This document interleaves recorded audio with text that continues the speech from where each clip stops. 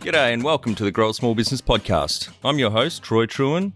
Each week, we speak with an owner who has grown a business with 5 to 30 team members to something bigger. Diving into their numbers and unearthing the pain they've experienced, we explore what they did to overcome each barrier and what they would do differently from day one. Let's get into it.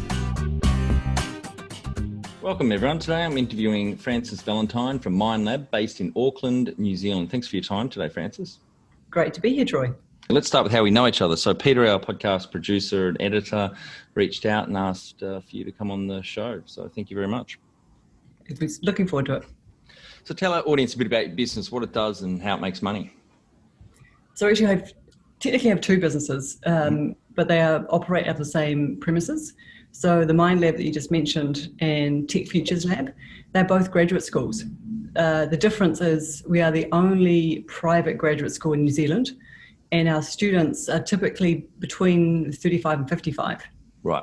So it's really like a grown-up school for people to hang out and have good conversations.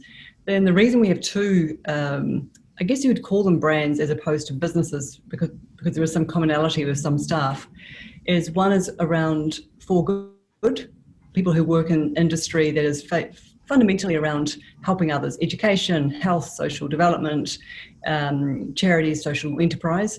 And Tech Futures Lab is typically for corporates who are navigating massive disruption through digitization and just changes in society and fundamentally, surprisingly, COVID. So two brands, one organization. But I started Mind Lab first just under 8 years ago. Yep. Okay. And how's the fee structure work? You charge the students or? Yeah. So we have a mix. So we have tuition fees in most cases, but we do have a huge number of scholarships for those who cannot afford it, particularly in fields like education and health. We have government funding. Yep. So the equivalent like of the Ministry of Education funds the activity here, with most of our students, or in fact all our students who are going through formal programs. We also have a number of short courses, like one-day workshops, sort of boot camp style things, which are paid for by the user or the company. Then we have corporate clients who pay to have work done. It may be a period of work over a few weeks, a few months, it could be over years. And sort of an advisory capacity. So it sort of has a number of different pieces, but we also pick up contracts for government. A good example is we are working at the moment on a very big piece of work for one of our ministries here around innovation and employment, which is to help 50,000 small businesses to digitize. Great, yeah. So the resources of how do you learn to actually get your business online, how do you get it onto social media, how do you use digital marketing.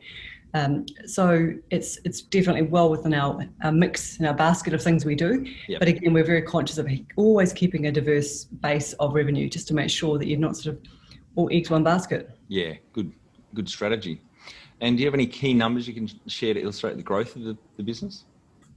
Yeah, so we started sort of day dot with 5 people working out of a small incubator and in 2013. And then we had a very, very steep growth very quickly. We probably hit, within 18 months, probably had 60 people. Yep. And now, so we have around 100 people who work with us on a sort of a constant basis. Not everybody's full-time. We do have quite a lot of people who are contractors, just the nature of what we do. But it's been steady growth across that time. Our metric actually, funnily enough, while we have been a profitable organisation and we have very focused on making sure we're sustainable, we operate like a social enterprise. So we have a slightly different focus, and because we don't have, we're not a listed company and we don't have shareholders, so we can, I get to choose how we focus on on the growth that we have and the profit. Yep, great. So the current team, FTE, full-time equivalents, would you say 80 or 90? Yeah, about 80. Yeah, 80. Yeah, great. That's fantastic growth, yeah. Tell us how you started out. So this is actually my 5th organisation I've started, and I had been involved with technology. I'm fundamentally a technologist, but I really love this idea that technology can make you do things much faster and smarter. And as I got older and my kids got older, I started thinking about their life around digitization and technology, and then looking at the changes that my businesses had had over the years. And then thought about how do grown-ups keep on top of this stuff? Like, how do you keep in the front of all the stuff if you don't want to go back into formal, like a university environment? And so I had basically decided there was a point in time when the opportunity to discover, how willing were people to go back to learn if their business depended on it. Yep. And discovered actually there's a huge appetite for that. But the beginning journey 8 years ago, we were also teaching children, and the children that we were teaching was giving us a really good insight to what 8 to 12-year-olds actually know about this stuff. Mm-hmm. And then we saw the big aha moment was only a few weeks after we started, where we realized that the teachers were coming in with these young students saying, this is great that you're teaching them, but we don't have any idea how to do this stuff. Yep. So we can't take it back into our classroom. And at that moment, I started thinking, we have hundreds of thousands of young people in this country, and obviously there's billions around the world, and they're growing up digital, and yet the teaching workforce actually in New Zealand is like Australia.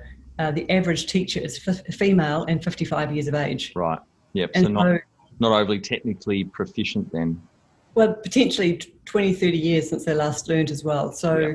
Yep. So that was really the moment where I realised that I was going to be deeply immersed in education, having never been a teacher, but certainly very passionate about technology, and previously had higher education. So I'd been involved with education, but in a very different focus, more around the film, animation, games industry. Yep. I did a sort of a segue across to a different part of the education system.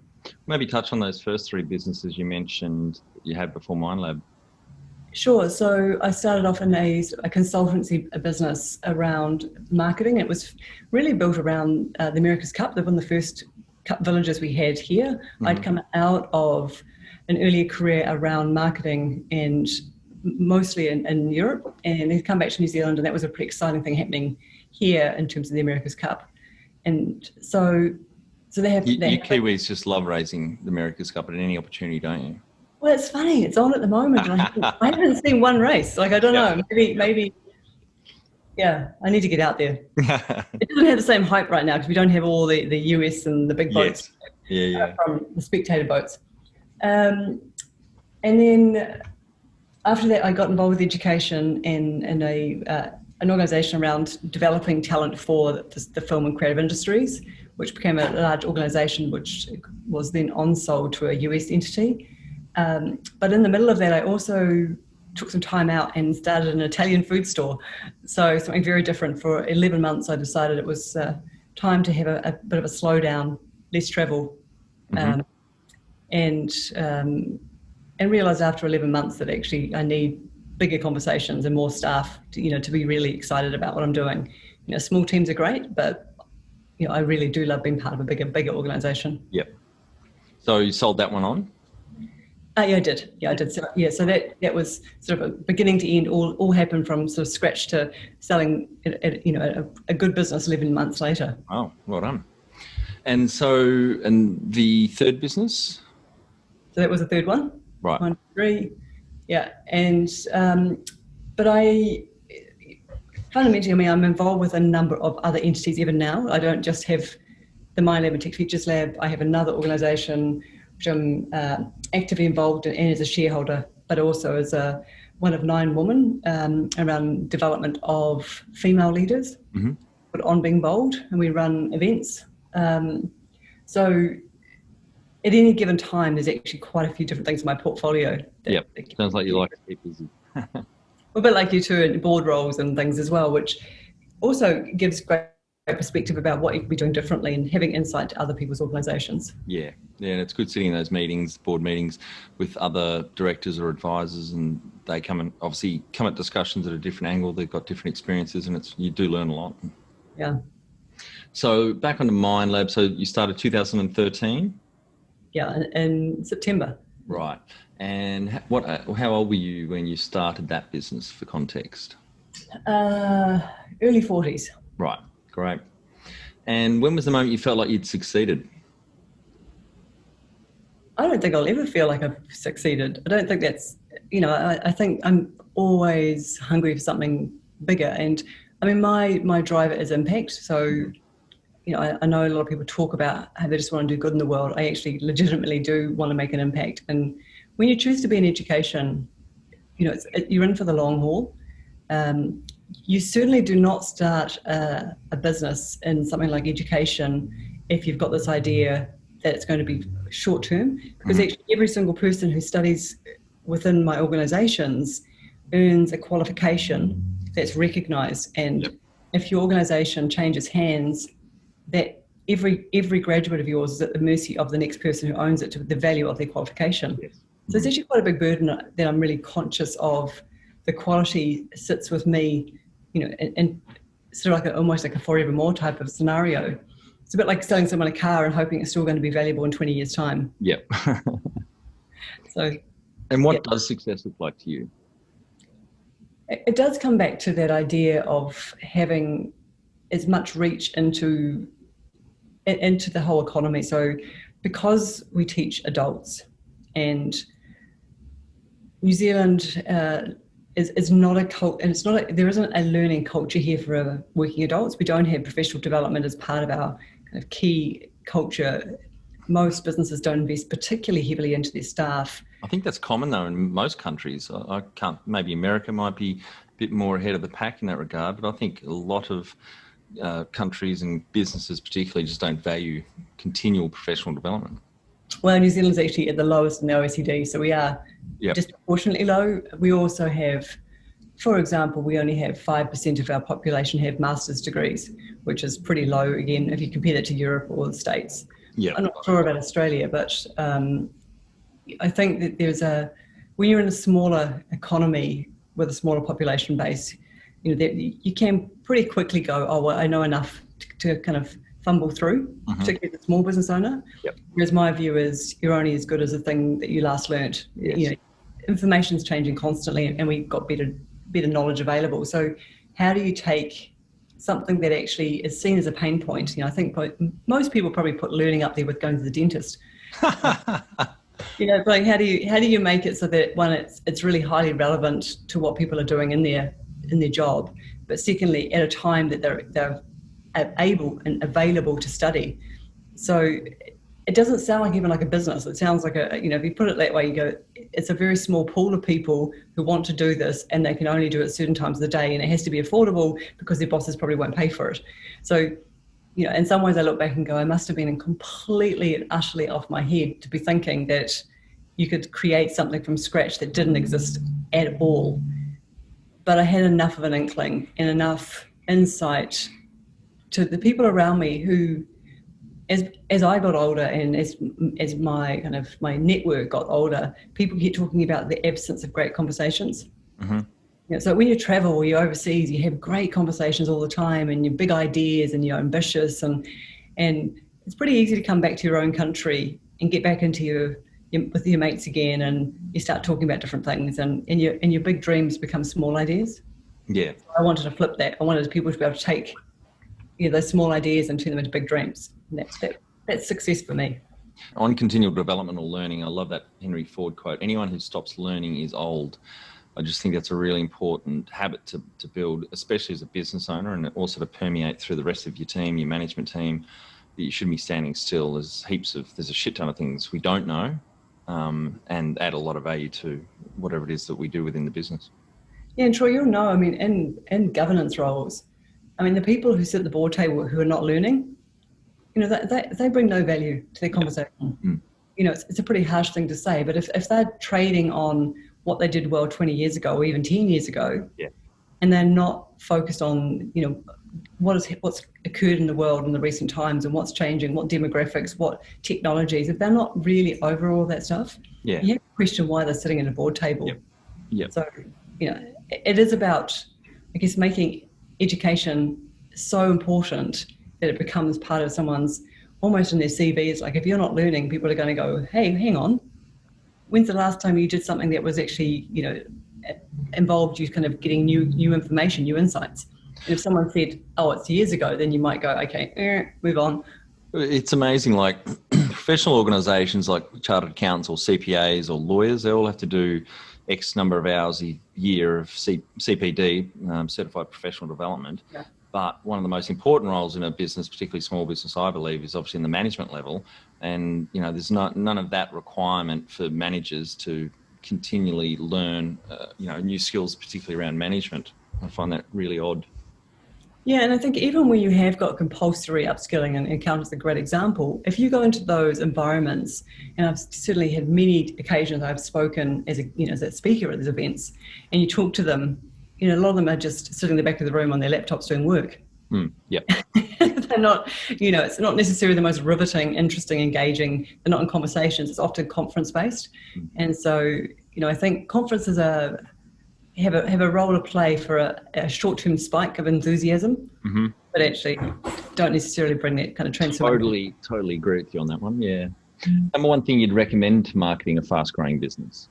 Know where your market is. I think as we've fragmented our market across so many channels, I think it's almost impossible now to be across everything. And I think that there is so little understanding for many businesses about how people are targeted. And actually, if, for example, you realize that Facebook was your community hangout there, if you look at how you can really target and profile and retarget and, embed pixels and really, it's a completely new art, the marketing, or if it's LinkedIn or whatever it might be. But I do see organizations, particularly small businesses in the early days, they fall back to some of the, sometimes really traditional forms of advertising and expect people to walk through the door. And I think that everything today is mobile first, web-based, and it has to be highly responsive. Yep. So the very least you have to have, a really awesome website where if anybody stumbles across you or is guided to your site through social media, for example, that it solves all their problems, that you're not, that they're not sort of seeing something at 10 o'clock at night and going, well, I can't get the stuff I need here. I can't buy what I need here. It's fundamental that people understand where their market hangs out, because people are creatures of habit and yes. Normally pretty easy to find. Yeah, and I love that Wayne Gretzky quote, skate to where the puck is going to be, not... Totally. Yeah. And how did you fund your business? I self-funded. So strangely enough, I'm not a person who particularly worries about risk in a traditional way. So I had a few assets and I just thought, I could rent a house. I don't need to own a house. So I was really comfortable with the idea of, actually using my own assets to fund a business quite comfortably. And then just on the view that once I could, that situation changed, I could just buy a house back again. Yep. And I know that for people who don't, who have a much higher risk or a much lower risk threshold, look at that and just go, but you had kids and how do you do that? And it is about belief in what you're doing. I don't know. I mean, every business has been self-funded. I've never had a funder. So no bank loans or government grants along the way? No, nothing at all. Well done. In fact, the only time I've ever had a bank loan is to buy a partner out, which was a short-term partner, which was actually a government partner, which was interesting. So I had actually the only shareholder I've ever had was the government. All right, how'd that go? Well, they're not anymore. So, but they were through an institute. So a partner that was a established institute in the market who wanted to kind of play in our field. But actually we operate in different speed and, so that was probably the only time. Yeah. And if you were to start up today with plenty of funding, would you go into your industry? I would go into, 100% would go into the same industry, which is because it is a multiple industry. So I recognized pretty early on in my life that I love technology. That's my happy place. I'm also someone who is deeply interested in knowledge. I wasn't a traditional student, so that wasn't the pathway I took, but I was really curious and constantly reading and trying to find interesting people and interesting groups. So even when I was a young person traveling overseas and living overseas, I would be the one to go and find out where all the kind of the weird people hung out and had hard conversations or interesting conversations about difficult things. And I think that I just saw those two worlds coming together. How could you bring technology this knowledge that technology does just incredible stuff and makes businesses really easy, but also this idea I wanted selfishly to have good people around me who I could talk to on a kind of an intellectual level. Like, it wasn't just going to be fluff. I didn't want to sell gizmos or widgets. That was never going to make me happy. Yep. And can you outline the most stressful point in your small business growth journey so our audience can learn from it? Oh, stressful points are constant. Like, yeah. And there's the different levels of stress. There's a stress of, when you are week 12 and you realize the money's starting to run down and your business hasn't kicked into first gear yet, which is how am I going to pay my staff? Yeah. Everybody has that one. Yeah. And every time it happens, I never learn from that one. I always imagine it's going to kick in faster than it does, and it always takes longer. Entrepreneurial enthusiasm, I think. Totally, yeah. And it gets me every time, and I kick myself every time. But you somehow get through that. That's always there. Then there's the one as you get bigger, where I'm a great believer you want to get to 10 people as soon as you can, because at 10 people you're not doing everything. Yep. And so, but then there's that whole thing of to get to 10 people, you're going to take some financial risk because you want 10 good people, not 10 cheap people. Yep. So that comes in, and then you start thinking, what if I get the wrong person? Like, what if I'm spending, $100,000 on someone and they're useless? Yeah. And then I can't get rid of them. And, so you have all those sorts of stresses. And then there's just, the fluctuations of market. You have a revenue downturn and you lose a client. I don't think as a business owner you ever have a day where you go, well, that was so smooth sailing. I can see it's going to be great from here on in. Yeah. Because it doesn't happen that way. And then, the last year, I think every small business owner, and technically, while we're not probably small anymore, the reality is you're now responsible for more people, their livelihood, their mortgage, their kids. Yes. And so you grow, but the stress grows with it. It doesn't alleviate. Yeah, I was going to ask about COVID for you guys, because a few people I've had on the cast and also friends that have online or tech businesses have experienced a real bump in sign-ups and sales. Did you guys find that? Yeah, we actually end up on a really good year. I think it was probably the initial, here we had a 6-week lockdown, and that period, everything locked down. Like, it was, people just went into hiatus, corporates turned off their phones. And so it was really hard to see what people would do at the other end of that. I mean, we like Australia have been so fortunate that, there's almost a survivor guilt that goes on. Yeah. We've done so well. And I think for the most part, anybody who has a relatively digital business, doesn't, if people who can operate remotely, they don't have to physically walk into their store to get customs, or they don't have to have tourists who walk, into their hotel, etc.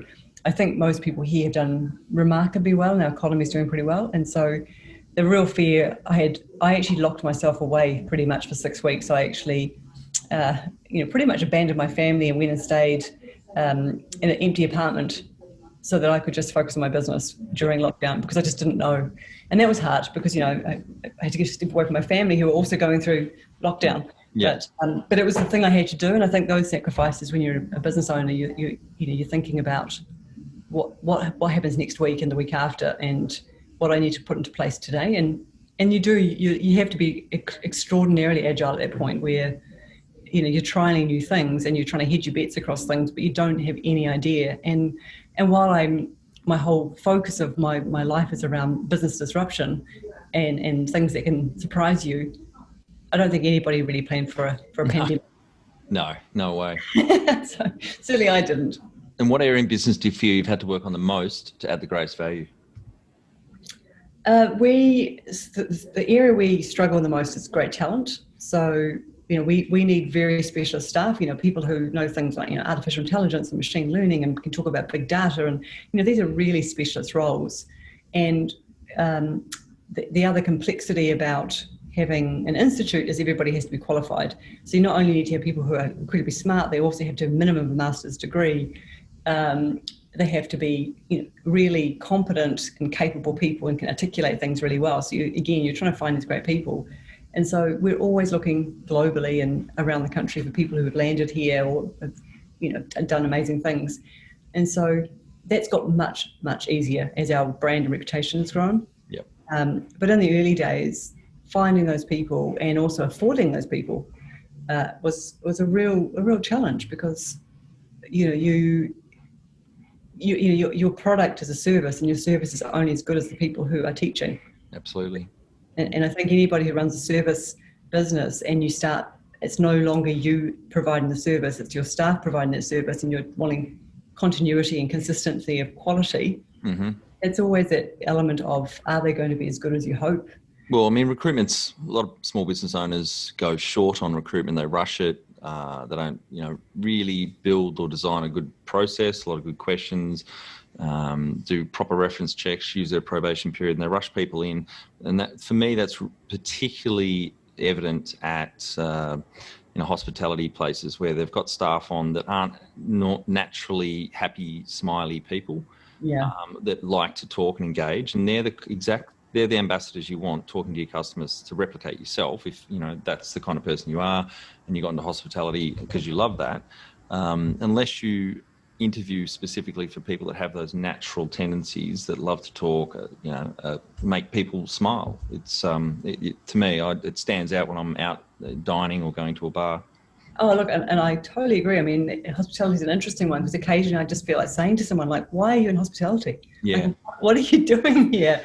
And I think to a certain extent, the same goes with all service businesses, because the service you're providing, so much of it's in the delivery. Yeah. People have to like the people. Yeah.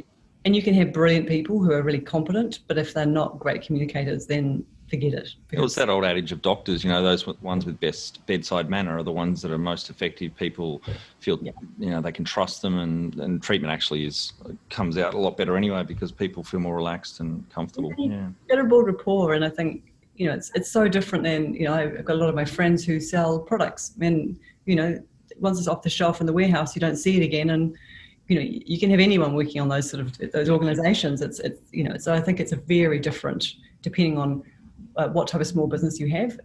But I think people should be very aware of that when they go in, about the differences between a service and a product, because they are fundamentally different businesses. They are, but even on a product-based business, your customer services team, that reminds me of a particular team member. One of my businesses many years ago would actually have fights with customers on the phone, and we had to say to the guy, dude, like, maybe we should move you to another part of the business, because you're not naturally wired to be conciliatory and say sorry, even if it isn't our fault. People just want to feel heard, not argued with. So, yeah. Yeah. And what have you enjoyed least about managing the fast growth? Look, there's never a day where you get to turn off. I mean, I've been doing this my whole life, so I've never really worked for anyone. I started my first business in my early 20s. So I think the thing is, I don't even know what that feels like. Yep. I'm the first in the office in the morning. I'm the last to leave at night. I, invariably in the weekends are doing things that relate to work. Mm-hmm. And it's normalized to the point where that's what I know. But when I suddenly have a break at like Christmas time and suddenly go, oh, this is what it feels like to have a sleep. You're out of the office. What's this thing called a holiday? Yeah. And I think also at Christmas, I think this part of the world, we're both lucky that everybody turns off. So it really is a holiday. It's not like in the US where some people are on holiday and some people are not. And so you can literally turn off your computer and, get away from the phone. I think you know that is a big sacrifice, because it does mean, unless you're perhaps part of a team or you're in a family business or something, but if you're literally the sole owner, then yeah, you just don't get that downtime. And I think right now that's still not an issue. I think that my kids have grown up and I've got a very understanding family, but I think that over time you wouldn't want to do it forever. Yeah. And what do you love most about growing a small business?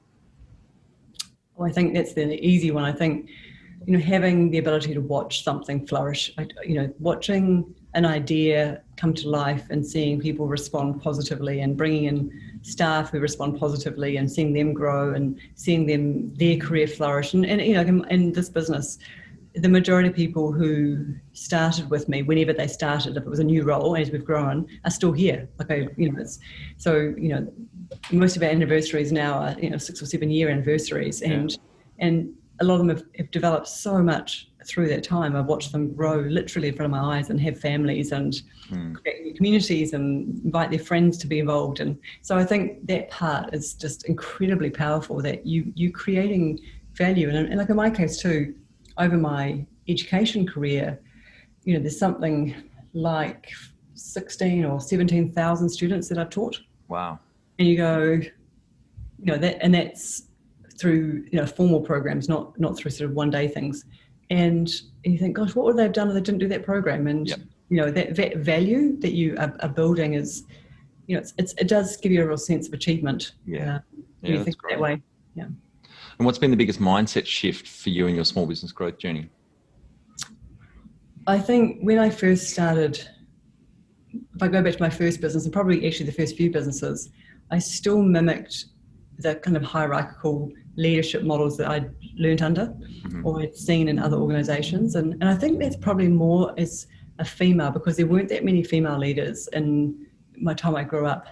And as that became a problem itself, because I only had a few, and they were sort of like very domineering in their personalities. And so I had very little trust about staff would do what they were supposed to do if I wasn't there. Or, I had this sort of view, if I left the building, they would all just kind of down tools, and I don't know what I thought they would do. Beat up on the desk. Yeah, maybe. Who knows? But what I do know, over time, I realized that, people who work for you, 99% of the time are incredibly hardworking and diligent and ethical and fantastic. And so now, even pre-COVID, the sort of remote first, distributed, work from wherever, just personal accountability and moving away from, so I've really moved away from those expectations of physically turning up somewhere. Yeah. And that I'm really comfortable with that now, and it's just been great. Yeah, great. And what's the number one habit you think a small business owner needs to develop and maintain? There's the habits you want to have and the habits you want to break. I think the habits you want to build are the ones about making sure you do more of what makes you happy. I think if you're not naturally a bookkeeper, or an accountant, let's say, or you don't like procurement, don't do it. Don't. And so I think it's about making sure that you do the things that you're really good at or you really enjoy doing, because it becomes, much more interesting what you're doing. I think the habits you have to break are the ones that often form when you're a small business, where you try to be everything to everyone. You diversify, you pick up every contract you can, because, you're thinking, you can achieve everything. And, I say to everybody here, just stick to your knitting. You build a brand, you're good at something, while you can do things at the adjacencies or sort of at the margins of what you do. Don't go creating whole new value sets or whole new kind of services or products. It's only going to create potentially a dilution of what you're really good at. Absolutely. Focus and grabbing a niche. I've certainly made that mistake in the first 10 years of my now 21 years in small business. It's an easy trap to fall into, though. Yeah. And I think that's I think I see it a lot, and I do a lot of mentoring for small businesses, and it's the one I often see. It's like, we're trying everything. It's like, we try a little less. Want to become the best manager you can be? Check out our Kick-Ass Manager course at growasmallbusiness.com. Do the course and add your fellow managers for no extra cost. Join the 30%. 70% of people quit their job because of their manager. And can you talk to how you've added people to the team, some wins, mistakes, and advice for those listening? Yeah, look, if there was a secret sauce or a special kind of talent that I have, is I think it's hiring people, and I hire people entirely on my interaction with them in an interview. I actually don't care what's on a piece of paper. Yep. I have attitude and aptitude. That's what I say. And just do I get a good rapport? Do I feel like I could trust them? Are they asking sensible questions? Do they feel like they know, they're interested in what they're doing? And that's at all levels. I mean, obviously, the more senior they are and the more you pay them, the more you want to test those theories and get a little bit more under the bonnet to test what they think. But, so I do think I'm extraordinarily good at that particular thing, which is hiring.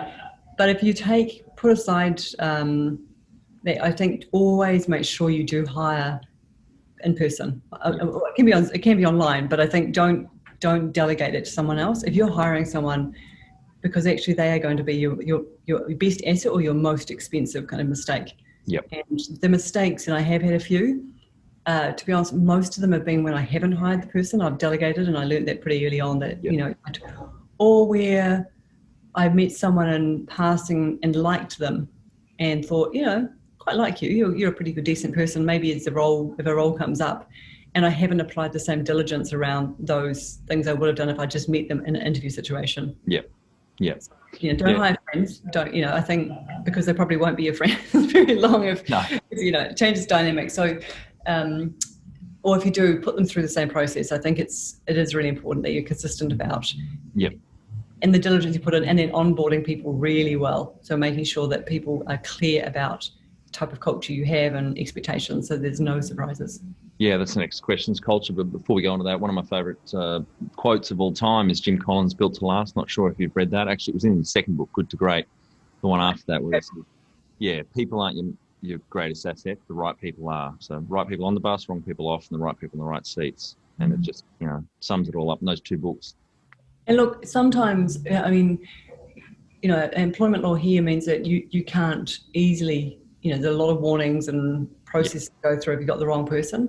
So that's, even putting aside the cost, the time it takes if you get the wrong person, is, it really is worth putting in that effort up front, because, every time when it's gone wrong, I do blame myself, because I think, what did I do? And often it's your job. Yeah, well, it's true, but I think there's often warning signs, because you've actually, you saw something early on, and if, sometimes when it's wrong, it's biting that, or kind of nipping it in the bud as quickly as you can. Yep. Because if you keep them on, it's not going to get better, and it's not better for them either. Like, it's actually, for both parties, it's not the right fit, and so you're better off to kind of cut your losses pretty early on, and that may be as early as end of week 1 or 2. Yeah, definitely. Yeah, it took a while to dawn on me. If people are intellectually, this makes sense. If people are your greatest asset, then why do small business owners and managers rush that part of the business, when really you can invest 10 or 20 hours to hire the right person, as opposed to a couple of hours to rush it through,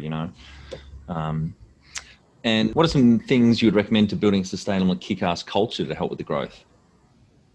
First up, you have to trust your staff. People have to know that they're trusted. Like, they legitimately would, if there's any indication that you don't trust your staff, then they won't trust you. Yep. And you're never going to get the best out of them. And that's something you may not have the time that they'll earn that trust. Sometimes you just got to do it from day one and just really hope. I think that from the basis of trust, you can do one hell of a lot more than you can if you're starting from the point where they have to earn it and earn their stripes. So I think that's the very first one for me. And then secondly, build a culture that actually, if they were to talk about your organisation to others, that they would talk about it in a way that was actually, it's not just a normal place. It's a place they talk about like it's their family. It's a place where they have some of their best friends. It's a place where they enjoy the conversation. You want them to be talking about it. So thinking about those things that make, for the type of people, if you're employing tradies in your business as a construction business, or if you're in a business of retail, each one will be different. In my business, it's really about people who want to be with other smart people. Yeah, great. And tell our audience how you've handled balance. How do I handle balance? Is that a question you really ask business owners? I ask everyone that question. Everybody laughs. No, it's an open question for a very good reason. Depends on what balance you're talking about. I mean, the balance, so the balance for me works for me. So it wouldn't work for everyone. I wouldn't, I think that today, for example, I've only been in the office, it's late in the afternoon. I've only been in the office 15 minutes before this call because I was out doing things which are actually really important to me. Mm-hmm. One is around COVID and some plans for vaccine rollouts, and one was a networking event of some really interesting returning New Zealanders over through an organisation. So, I put balance into my day, do things that are really important, actually sometimes fit into my work day, but they are absolutely aligned to the values and what core thing. So over the lunch, for example, that I've just been to, I met a dozen people who are returning to this country from offshore from many years, who are some of the most remarkable, interesting people I've met for a long time. So suddenly they will be part of my new network. Yep. And so, and I the absolute joy of doing that. So some people would say, but I'd much rather do that in the evening with my friends. I still do that, but I also find that I quite like the things I can do during the day as well that get that balance in the workday. Yep. Now, this one, I'm sure you're going to ace. How much professional development did you invest in yourself over the years? Look, I have never stopped learning, but I didn't formally get to university until 40. Yep. So it wasn't a formal learning. I was a person who just kind of jumped into life and found answers. And pre-internet, I was the person who subscribed to the kind of different publications. I talked to interesting people. It's always been this ongoing journey for me. And then more formally at 40, I just said, actually, I think I do want to go to university now. I actually went to University of Melbourne. So I sort of jumped the ditch on a sort of residential-based master's program and found that, thoroughly enjoyable and really loved it. But since then, I continue, So now I also teach. Strangely, I still have some time every week, probably maybe 2 or 3 hours a week, typically, where I'm talking about stuff that I'm really passionate about, which also helps me learn because I learn more from. Absolutely. Because they're actually my peers. The people I'm teaching are, similar age and stage and careers and things. But I think the other thing is for my staff, it's a very much a big commitment to them. Learn. We'll support you. Whatever you want to do, we'll support it. Yep. So you have to invest in your staff and their learning. And if you've had mentors or coaches along the way, you can tell us about that experience and value added. I haven't formally, but I have had mentors. Probably because I just didn't ask them, but I just kind of kept asking them questions. Yep. And now I have mentors, but they typically are in a more formal, they're like a group of friends. So I actually have the closest people in my life on a friendship basis are 5 other female CEOs, and all at different types of businesses from corporate to small. And I rely on them. We have a Slack channel, and we I can ask them anything. They've all been through something similar at some point. Everybody's got some kind of war stories to tell, or a story of like, hey, this is how you can do it. So I think it's super important you have those people who are your peers that you can reach out to. Earlier in my career, I had people who I just knew and sort of had coffee with quite regularly, and I didn't think I knew what mentoring really was. Strangely enough, I actually now mentor a number of small business owners through to some of the partnerships and things I have chosen to be involved with. And I also learn from them. Like, I do think the whole reverse mentoring is quite fascinating. Definitely. Yep. And do you have a board of directors or advisors? Yeah, I do have both. So I have a board of directors and a chair, and I have advisors as well. So I have industry advisors. In the World of Education, you have a whole of education compliance kind of advisory teams, and then actually my board. So I sit on the board, but I'm not the chair. Yep. And so how often do you meet? How big's the board? And any comments on the role of the chair? Yeah, so 5 people every 6 weeks. Yep. For a few hours, not a huge, arduous amount. Typical board papers out a week before, hopefully. Normally, maybe 5 days. And then that group actually got nothing to do with what we do, like the fact is education. My advisors do all that stuff. My board is more totally around the business, like actually the sustainable, the financial side of things. And they're just a fantastic sounding board. I mean, they're all extraordinarily talented people. I like them all massively. They're just good people, but also smart, skilled people. The chair, I think a good chair is, distributes that responsibility pretty equally. There is on paper a person with, a role as the chair, but to be fair, they don't necessarily have a more dominant view than the others. They all reach out and we connect just as much. So good board. Yeah, I'm chair 3 of the 5 boards I sit on. I've really revelled in that new role in the last 4 years. It was the first one I started. And obviously learnt from a board that I used to report into in the distilling industry here in Tasmania, actually, and learnt from that chair. And what I find interesting and really exciting is being able to draw other board members into conversations. If someone's been a bit quiet for a while, or you know, because you've had a catch up with them before, that they may have a certain issue they really want to dive into, to throw to them and say, well, you know, I did this yesterday in a board meeting, you know, what do you think about this, Anthea, for example? Yeah, I think you do need to get a rapport going with board members outside of meetings too. I think and that doesn't mean you have to socialise and go to the pub together. It just means that you should call them every now and then, go, hey, just thinking about this, what do you reckon? Or if something is big going on, like if there's, that they should definitely be involved with anything that's, and it may not be within their core focus, but just that they know that you're going through it. Yep. A good example recently, we had a real tragedy. We lost our first staff member, unexpected death, and it really completely and utterly floored me. And the first, apart from staff, once they knew, was to call the board and just to say, this is what I'm going through right now, and I'm not sure that those things are actually on a personal level. Sometimes to go, I've got to find my way back out of this, but right now I'm in a bit of a deep hole with this emotional kind of side of someone who'd been with me for years, and that stuff is hard. Yeah, absolutely. Now, you've exited a couple of business. Any quick comments on what you do differently, or advice for anyone thinking about exiting, or how, around that? I don't think there's such a thing as the eloquent exit. I think it's a process which it's like selling a house but 10 times worse. You're right. Yeah. Because you're so connected to it, and I honestly think it's a process that it's filled with anxiety, and because in the end, unless you've built it up just to sell, and I've never had a business. Well, actually, I had one business like that, which was my Italian food store. That was the easiest one. I had no emotional connection to it. It was just a business. I was having a bit of fun for a year, but I knew at the end of it I'd sell it. So I think if you've got a business like that, hospitality or something like that, probably a little easier. But if it's a business that you actually believe in, you put your heart and soul into it, trying to put value and negotiate, and then due diligence, and all those things are time consuming. It's never equitable. It always takes longer.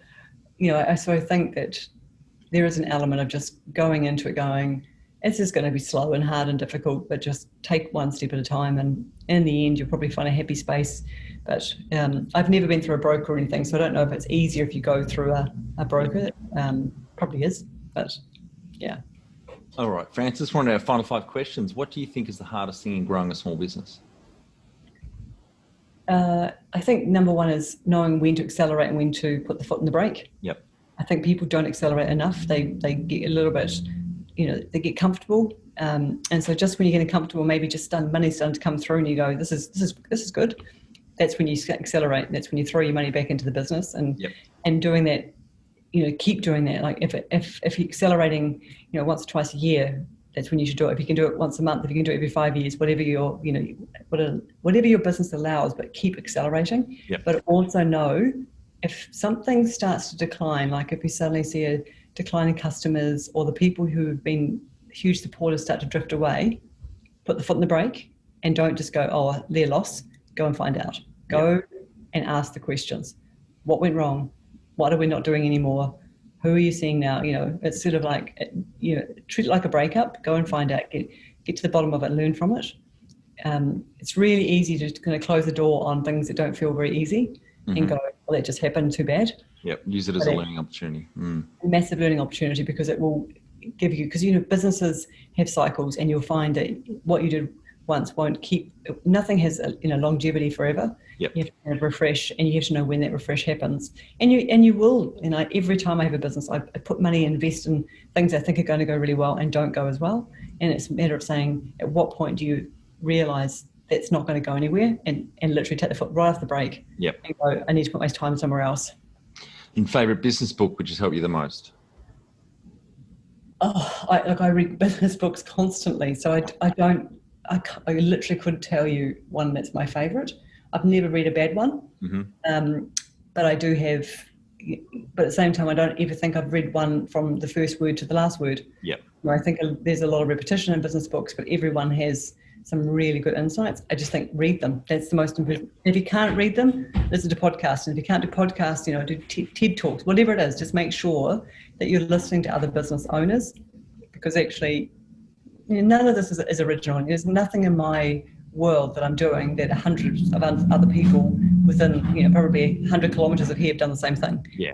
Well, that's the next question. Any great podcasts or online learning tools you use for your own professional development? So I'm a bit of a podcast junkie. So I'm, but a lot of that stuff's not business related. That often is, it can be just interesting stories. Fascinating things. I listen to Wondery normally. I have a sort of a subscription of Wondery and do that, or on Spotify. Just if I'm watering the garden or out for a walk, whatever. I'm a podcaster. Yep. But learning, actually, most of my learning is through subscriptions. So the best publications in the world. I don't read local papers. I don't watch local television. I don't think anybody watches local television, but maybe. I do subscribe to some serious publications, and I find time to read those. So I try to do, at the end of the night, I try to find time to read key articles, or at least hold some key articles aside when I can do it. Yep.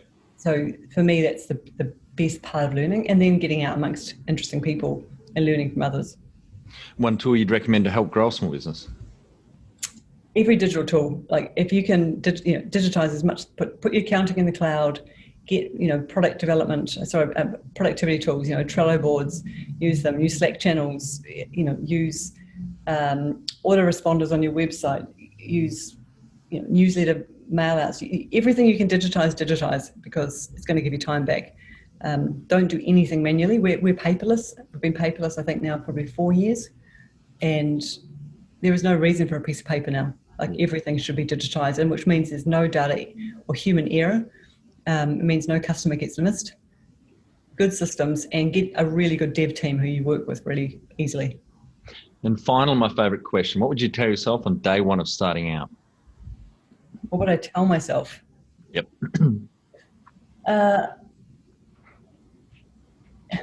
It's actually a really hard one. It is. But I think go fast. Like I think at the beginning, where you've got all the energy, enthusiasm, before and don't let any naysayers get in your ear. Don't, there's people around you like, oh, I don't think this is a good idea. Keep away from them for a while. There was a thing in New Zealand where during COVID, the PM here did this whole thing around go hard and go fast. I think it kind of goes through with any situation. If it's tough or you're trying to get going, go hard, go fast, because I think it does actually propel you forward quite quickly. I think if you try to do this a little bit on the side, bit of a side hustle in the garage in the weekends, a few hours a week, it's a really, really long journey to get something going. I think if you think you've got a business, make it a business. I know a lot of people recommend the other way and just saying, just do it slowly and do it at the side of your business and keep a day job. I have quite a different view on that. I think that a true business will fly from the beginning if it's truly solving a problem and you have got a business. If it's not a business and it's just a hobby, then keep it as a hobby. Yeah, good advice. Thanks for your time today, Frances. I think the audience got a lot of value out of what you shared with us today, and congratulations on your journey so far. I think it's been really impressive, and a great attitude to business, making sure what you and your team are doing is impactful, and really appreciate the chat. Great to talk. Talk to you soon. Thanks, Troy. And for our audience, we'd greatly appreciate a review in iTunes or whatever platform you listen to us on. More reviews means we bubble up higher in iTunes, etc. So more business owners looking for podcast help with their growth will find us.